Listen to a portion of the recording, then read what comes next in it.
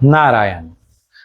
जो लोग ये कहते हैं कि सार्वभौम राज सिंहासन पर बैठा हुआ सम्राट किसी के आने पर राज सिंहासन पर बैठा रहे, उठे नहीं, तो वो लोग धर्म के वास्तविक स्वरूप को नहीं जानते।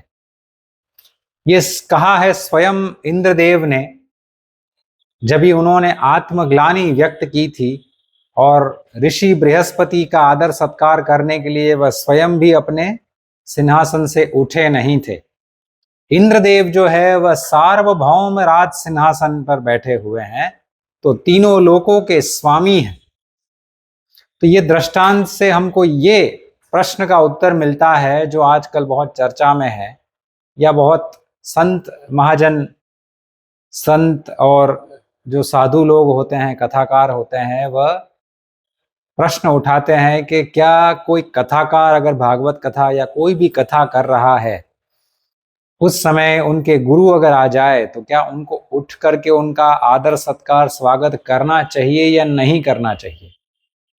तो उत्तर ये है कि अगर कोई कथाकार कथा कर रहा है और उनके स्वयं के गुरु वहां पर आ जाते हैं, तो वह स्वागत करने के लिए थोड़ी देर के लिए व्यासपीठ से उठ सकते हैं और फिर से बैठ करके आगे कथा का प्रवाह आगे बढ़ा सकते हैं।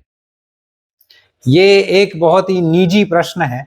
अगर गुरु की आज्ञा है कि मेरे आने से आप व्यासपीठ से न उठे, तो फिर उनको नहीं उठना है और वहीं से उनको प्रणाम करना है, एक संकेत देना है कि मैं अपने शरीर से, अपने मन से, अपने हृदय से आपका स्वागत करता हूं, मगर मैं इस समय उठ नहीं पा रहा हूं क्योंकि आप ही की आज्ञा थी।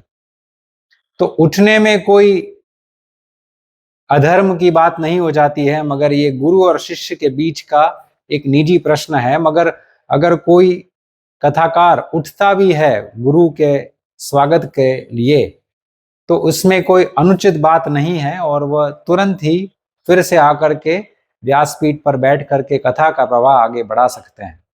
तो ये दृष्टांत हमको मिलता है कि अगर इंद्र जो सार्वभौम सिंहासन पर, राज सिंहासन पर बैठे हैं, अगर वो भी नहीं उठते हैं तो भी बहुत बड़ा पाप हो जाता है। शिव शंकर प्रलयंकर।